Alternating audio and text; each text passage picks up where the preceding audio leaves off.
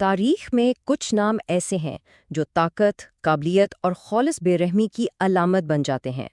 آج ہم اموی خلافت کی ایک ایسی ہی فیصلہ کن اور خوفناک شخصیت حجاج بن یوسف کی زندگی کا گہرائی سے جائزہ لینے والے ہیں۔ یہ ایک جملہ حجاج بن یوسف کی شخصیت کے تضاد کو بالکل ٹھیک بیان کرتا ہے۔ سوال یہ ہے کہ کیا وہ ریاست بنانے والے ایک وفادار خادم تھے یا ایک خونخوار ظالم؟ یہی کشمکش ان کی کہانی کو اتنا دلچسپ بناتی ہے۔ تو آئیے ہم ان کے ایک خوفناک گورنر سے ایک پیچیدہ تاریخی شخصیت بننے تک کے سفر کو دیکھتے ہیں اور یہ جاننے کی کوشش کرتے ہیں کہ وہ کون تھے اور انہوں نے کیسی طاقتور میراث چھوڑی۔ ہماری کہانی کا آغاز عراق سے ہوتا ہے، ایک ایسا صوبہ جو اس وقت بغاوت کا گڑھ بنا ہوا تھا۔ اس آگ کو بجھانے کے لیے اموی خلیفہ نے اپنا سب سے مؤثر ہتھیار میدان میں اتارا۔ ذرا تصور کیجئے، حجاج کوفہ کی مرکزی مسجد میں داخل ہوتے ہیں، اپنا عمامہ اتارتے ہیں اور اعلان کرتے ہیں، مجھے وہ سر نظر آ رہے ہیں جو فصل کی طرح پک چکے ہیں۔ بس اس ایک ہی سرد اور خوفناک لمحے میں انہوں نے سب کچھ اپنے کنٹرول میں لے لیا اور عراق کے لیے ایک سفاک نئے دور کا آغاز کر دیا۔ لیکن اس آہنی گرفت والے حکمران کا آغاز حیران کن حد تک عام تھا۔ آئیے ذرا وقت میں پیچھے چلتے ہیں اور دیکھتے ہیں کہ ایک معمولی استاد خلیفہ کا سب سے خوفناک کارندہ کیسے بنا۔ طائف میں ایک معمولی استاد جسے لوگ طنزاً کلیب یعنی چھوٹا کتا کہہ کر پکارتے تھے، وہاں سے اٹھ کر خلافت کے سب سے امیر ترین صوبے کا وائسرائے بن گیا۔ یہ کوئی قسمت کا کھیل نہیں تھا، بلکہ یہ ان کی بے پناہ خواہش، وفاداری اور صفاقی کا نتیجہ تھا۔ انہوں نے شروعات ایک استاد کے طور پر کی، لیکن جلد ہی انہیں احساس ہوا کہ ان کی اصل جگہ میدان جنگ ہے۔ ایک غیر معمولی شروعات کے بعد ان کی قسمت اس وقت بدلی جب وہ دمشق میں خلیفہ کے خاص محافظ دستے یعنی شرطہ میں شامل ہوئے۔ نظم و ضبط قائم کرنے کی ان کی غیر معمولی صلاحیت نے خلیفہ کی توجہ حاصل کر لی اور بس یہیں سے وہ اقتدار کی راہ پر چل پڑے۔ لیکن حجاج کی وفاداری اور بے رحمی کا اصل امتحان ابھی باقی تھا، ایک ایسا مشن جو ان کی خوفناک شہرت پر ہمیشہ کے لیے مہر لگانے والا تھا۔ اس وقت اموی خلافت کو اپنے وجود کا خطرہ لاحق تھا، کیونکہ مکہ میں ایک حریف خلیفہ عبداللہ بن زبیر نے اپنی حکومت قائم کر لی تھی۔ اس بغاوت کو کچلنے کے لیے خلیفہ کو ایک ایسے کمانڈر کی ضرورت تھی جو کسی بھی حد تک جانے کو تیار ہو۔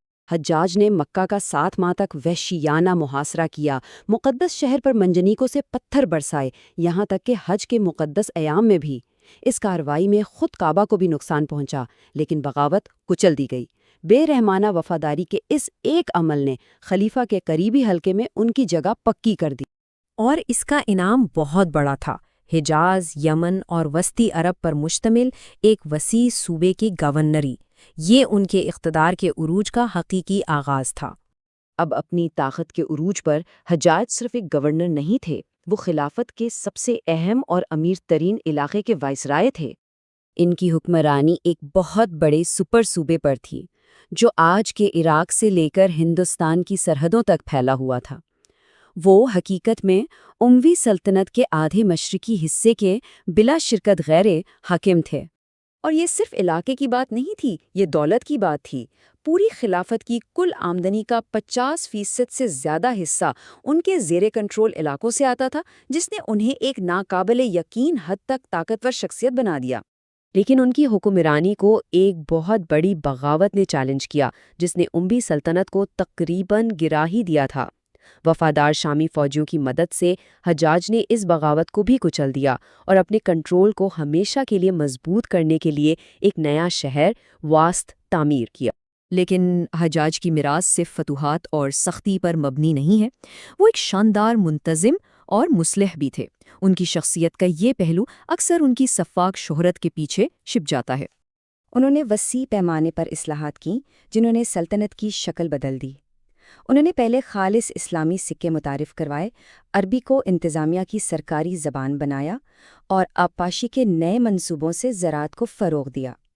یہاں تک کہ انہوں نے قرآن پر اعراب لگوائے، جس سے اسے پڑھنا آسان ہو گیا۔ یہ صرف چھوٹی تبدیلیاں نہیں تھیں، یہ اموی ریاست کی بنیادیں تھیں۔ تو ہم واپس اسی مرکزی سوال پر آتے ہیں، آخر حجاج بن یوسف تھے کون؟ ایک ظالم یا ایک دور اندیش منتظم؟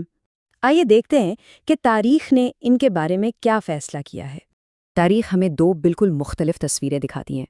ان کے دشمنوں کے لیے وہ ایک بے رحم قصاب تھے، دوسروں کے لیے وہ ایک سخت لیکن شاندار منتظم تھے جس نے اموی خلافت کو ٹوٹنے سے بچایا۔ سچ ہمیشہ کی طرح شاید کہیں درمیان میں ہے۔ یہ ایک زیادہ متوازن نظریہ ہے جو بتاتا ہے کہ اگرچہ وہ بلا شبہ سخت تھے، لیکن ان کے اقدامات ذاتی ظلم کے بجائے ریاست کو محفوظ رکھنے کی خواہش سے متاثر تھے۔ جس لمحے ان کی موت ہوئی، ان کی میراث پر حملے شروع ہو گئے۔ نئے خلیفہ، جو ان کے پرانے حریف تھے، نے فوراً ان کے کام کو ختم کرنا شروع کر دیا، جس سے یہ ثابت ہوتا ہے کہ حجاج کا اثر ان کی موت کے بعد بھی اتنا ہی متنازع تھا جتنا ان کی زندگی میں طاقتور تھا۔ آخر میں حجاج کی کہانی ہمیں ایک لازوال سوال کے ساتھ چھوڑ جاتی ہے: نظم و ضبط اور استحکام کی قابل قبول قیمت کیا ہے؟ ایک قوم کا معمار کب ایک قصاب بن جاتا ہے؟ یہ ایک ایسا سوال ہے جس پر غور کرنا چاہیے۔